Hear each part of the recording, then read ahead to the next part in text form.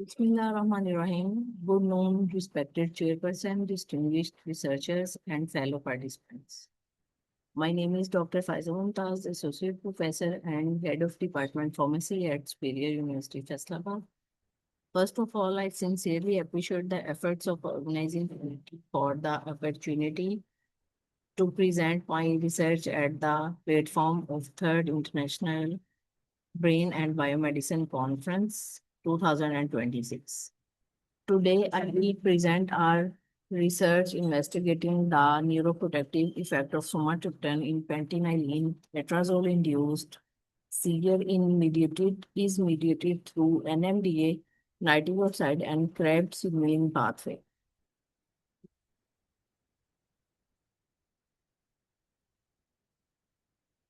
As epilepsy is affecting 50 million people worldwide, and many patients are resistant to currently available anti-epileptic drugs. So, highlighting the urgent need for alternative therapeutic strategies. Seizure activity is strongly associated with the excessive excitatory neurotransmission, particularly involved in and made signaling through NMDA receptors. Activation of these receptors trigger downstream pathways, including nitric oxide synthesis and CRAB-mediated transcription, which contribute to neuronal hyperexcitability. As far as sumatriptan is considered, sumatriptan is a 5-HT1-BD serotonin receptor agonist and commonly used to treat migraine.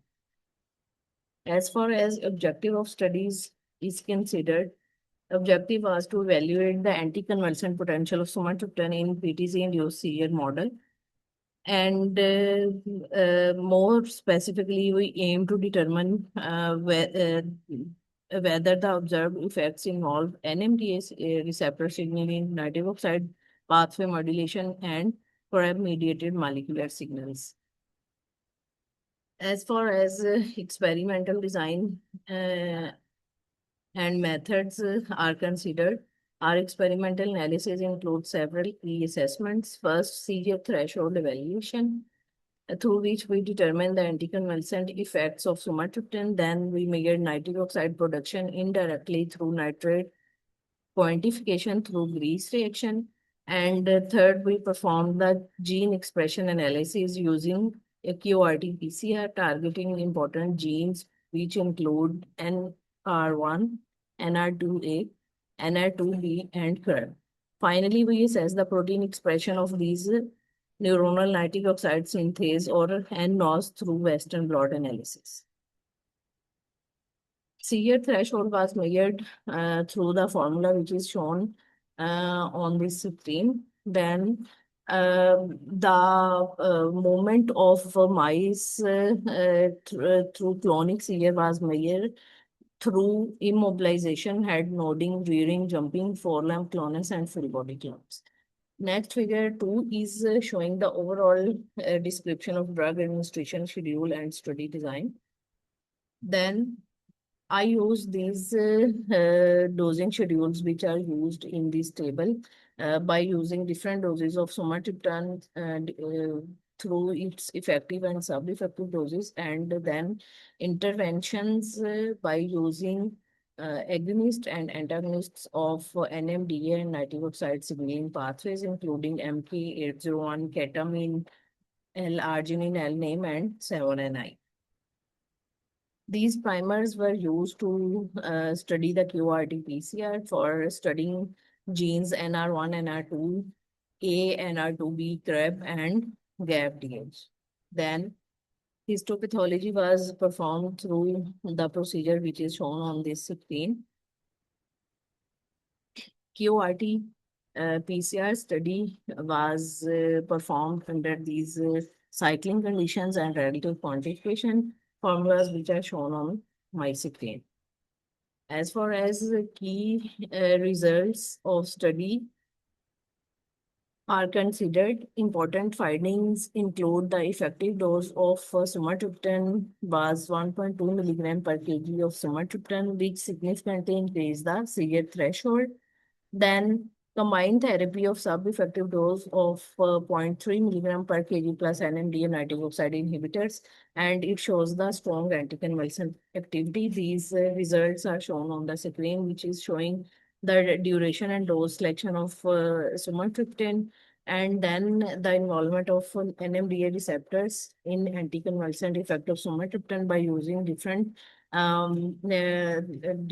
antagonists of NMDA agonist and antagonists of NMDA pathway, including MK801 and ketamine, and involvement of a nitric oxide pathway in anticonvulsant effect of nitric sumatriptan by using L-name as 7-NI and L-arginine, and then combine effect or overlapping of NMDA and nitric oxide pathway, signaling pathway, and its involvement in seizure and its treatment through sumatriptan.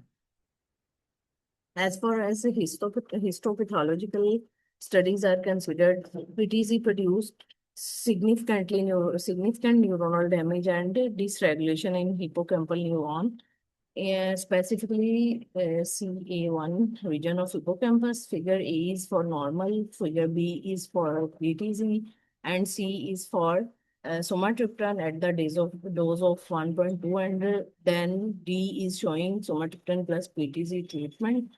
And all arrows are showing different dysregulation and necrosis in different brain regions, and it's cured due to given treatment of sumatriptan.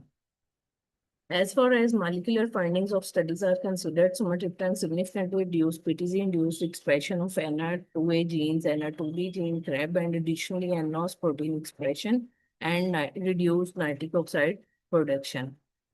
The quantification of nitrate was done through yeast reaction, and my studies are showing that there were significant reduced nitrate concentration, indicating the suppression of nitrate oxide production through use of sumatriptan at the dose of sub 1.2 and 0.3 milligram per kg of sumatriptan. As far as gene expression is considered through QRT-PCR studies, administration of sumatriptan significantly downregulated the genes which were shown in previous tables, suggesting that the drug interfered with excitatory receptor signaling and downstream transcriptional activation associated with seizure activity. Then we had Western blot analysis to study the protein expression of neuronal nitric oxide synthase protein, which shows that treatment with the sumatriptan markedly reduce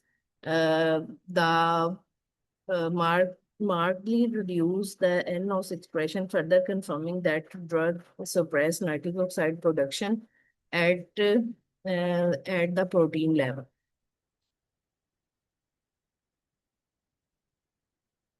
Then, based on my all the key results, proposed mechanism of studies may show the sumatriptan may exert anticonvulsant effect through downregulating NMDA receptor activity, reduce nitric oxide production, and by suppressing CREB-mediated neuronal excitation. Last but not the least, conclusion of the study may include the sumatriptan shows significant anticonvulsant activity in PTZ-induced seizures. Effects are mediated through NMDA signaling inhibition, nitric oxide pathway suppression, and CREB pathway modulation. Due to this conclusion, I can implement my study by saying that sumatriptan could be a potential candidate for drug repurposing in epilepsy therapy. As far as future directions are considered, clinical validation of sumatriptan to treat epilepsy is needed. Then long-term safety studies need to done, and exploration of serotonin glutamate interactions are required for further studies. Thank you so much, dear participants and audience for tolerance and attention. I would be happy to take any question or comments regarding this work. Thank you so much.